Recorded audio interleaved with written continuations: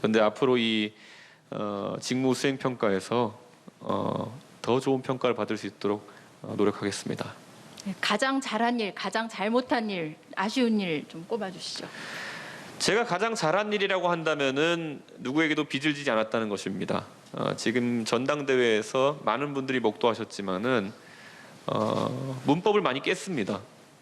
전당대회라는 것이 진짜 과거 전당대회장에서 조직 동원, 세대결 가서 꽹과리 치고 장구 치고 하면서 그런 목소리 큰 사람 위주로 돌아가던 선거에서 적어도 이번에 코로나 시국에 힘입은 것이기도 하지만은 저희가 메시지 중심으로 정당 개혁 공약을 중심으로 치르면서 상당히 그 정당 개혁에 대한 메시지들을 많이 투사할 수 있었고 그런 것들에는 기대가 많았다.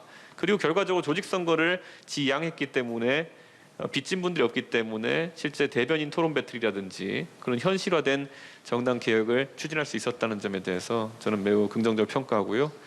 다만 제가 안 쉽게 생각하는 것은 정당 개혁이라는 것이 항상 어떤 움직임에 대한 반동이 굉장히 센 어떤 그런 과정이라는 것을 좀 간과했던 것 같습니다. 그래서 앞으로는 좀 더 치밀하게 정당 개혁을 진행해 나가도록 하겠습니다. 저희 관훈 토론회에서 아까 말씀드렸지만 가장 어린 후보가 네. 나오셨는데 자기 스스로에게 100점 준 그 토론자도 처음이었던 것 같습니다. 다음 질문 이어가 보도록 네. 하겠습니다. 한겨레 신문 이주연 이슈부장 이어주시죠. 네, 지금까지 석 달 평가에 대한 질문을 조금 이어가겠습니다. 네. 일단 두 가지를 여쭤보겠는데요. 아까 이제 야당 대표로서의 직무수행 긍정평가율에 대해서 말씀하셨는데 네. 전체적으로 보면은 네, 안정적이고 좋다고 그러니까 높은 편이라고 생각을 합니다. 그런데 이제 유의할 점은 제가 첫 번째 질문입니다. 그 국민의힘 지지층에서 바라보는 그 평가가 전체 유권자들의 그 긍정 평가보다 좀 낮은, 그러니까 좀 인색했습니다. 그러면 왜 지지층에서 이렇게 그 낮은 평가가 나오는지 그 이유를 어떻게 분석하시고 있는지 궁금하고요. 그리고 또 그 6월 전당대회를 앞뒤로 두고 이 보수 혁신에 대한 기대가 매우 높았습니다. 그거는 뭐 여야를 막론하고 한국에서 보수가 바로 서야지 한국 정치가 다 좋아질 수 있다라고 하는 기대가 투영됐다라고 생각합니다. 그런데 이제 지난 석 달 동안을 보면서 그러면 이 국민의힘 제1야당의 이 체질이 어떻게 바뀌고 있는지 석 달이 짧은 시간이기 때문에 지금 바뀌었다라고 얘기할 수는 없지만 그러면 어떻게 바뀔 희망을 우리가 찾을 수 있는지 본인의 평가를 좀 듣고 싶습니다. 우선 우리 당에는 여러 대선 주자분들이 계십니다. 그런데 지난 한두 달의 과정 속에서 뭐 대선이라는 것이 의례 그런 좀 부분이 있습니다만 대선 주자 캠프와의 갈등으로 비춰지는 부분이 있다 보니까 제가 봤을 때는 저희 정당 내 지지층에서 다소 저에 대해서 우려를 표시하는 비율이 높아진 것 같습니다. 그래서 아마 경선 과정이 좀 안정화되는 과정 속에서 그런 오해는 많이 불식되지 않을까라는 기대를 하고 있습니다. 그리고 이제 보수 혁신을 말씀 주셨는데 저는 뭐 두려워하지 않고 말하겠습니다. 보수 혁신에 있어가지고 가장 중차대한 과제는 기존의 과거의 보수가 보였던 양태나 아니면 그들이 가졌던 주안점과 다소 결별하는 것이 아마 국민들이 기대하는 방향일 것입니다.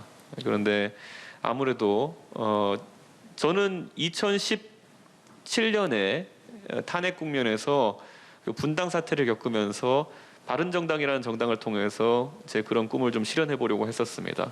그런데 안타깝게도 작년에 그것이 결국은 다시 보수 대통합으로 마무리되면서 저는 제 시도를 3년간의 힘들었지만 결국은 실패한 그런 경험으로 규정합니다.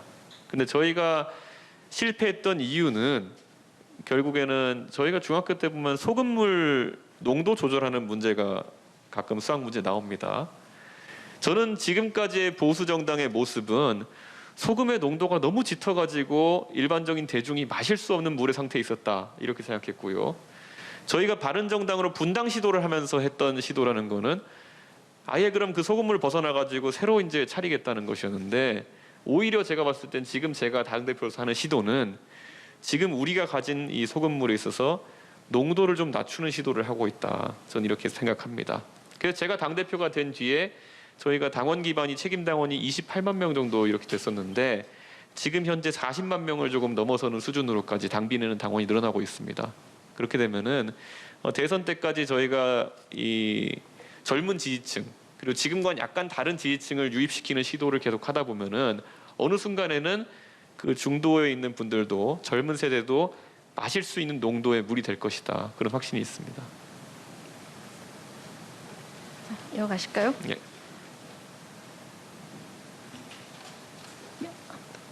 김대영 매경 경제부장님 질문 이어가시죠. 네. 과거 어느 기업인이 이야기를 했죠. 기업은 2류고 행정은 3류, 정치는 4류라고 평가한 적이 있습니다. 이 대표께서는 한국의 기업, 정부 그리고 정치 분야를 다른 나라하고 비교하면 어떻게 평가하시는지요? 또 이 대표께서 미국에서 유학도 하시고 글로벌 강박도 지녔다는 평가를 받고 있습니다. 이 대표께서 국내 문제에만 얽매여 있는 갈라파고스 군도로 전락한 한국 정치를 어떤 방식으로 어떻게 개선하고 싶은지 말씀해 주십시오. 아까 기업과 정치와 또 하나의 분야가 어떤 것이었죠? 기업, 정치, 정부입니다. 정부요. 예. 저는 우리 국민들은 항상 높은 곳을 지향하는 국민들입니다. 예를 들어 산업화의 영광을 이룬 뒤에도 민주화를 조사 나섰던 것이 우리 국민이고요. 항상 만족하지 않고 더 높은 곳을 지향하는 국민이다라고 생각하기 때문에 저는 어느 정치, 기업, 정부 하나 할 것 없이 다 삼류라는 생각으로 더 나은 곳을 지향해야 된다 이런 생각을 합니다. 제가 당대표 취임하고 나가지고 각국 대사분들과의 접견을 최근까지 계속 진행했었는데요. 다들 우리나라에서 정치가 한층 젊어질 수 있다는 기대와 더불어 가지고 각자의 국가에서도 이걸 심각하게 바라보고 있다라는 취지로 말씀을 해주셨습니다. 저는 그리고 우리가 개발도상국으로서의 위치라는 인식을 항상 하고 있지만은 저는 우리가 선진국이라는 생각을 이제 가지고 국제사회 이슈들에 많은 관심을 가져가야 된다는 생각도 하고 있습니다. 그러다 보니까 기후 변화라든지 여러 글로벌 아젠다에 대한 우리의 입장도 명확히 가져가야 되는 것이고요.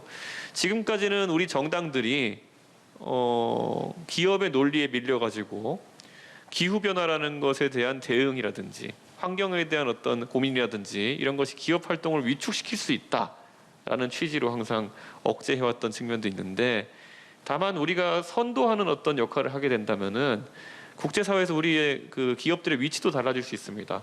최근에 저는 현대차 그룹에서 자신들의 고급차 브랜드에 있어가지고 2025년까지 전동화를 완료하겠다고 한 것들 이런 것들은 기업이 오히려 앞서가는 것입니다.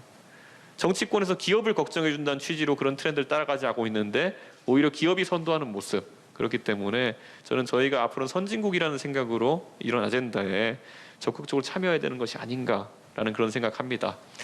그리고 뭐 이 자리에 우리 KBS에서도 참석해주고 계시지만은 제가 그 시야에 있어가지고 저는 미국에서 제가 공부할 때 항상 메인 뉴스를 보게 되면은 미국에서 특정 지역에서 어떤 살인 사건이 났다 아니면은 뭐 범죄 사실이 있었다 이런 것들은 주로 메인 뉴스에 관심을 받지 못합니다.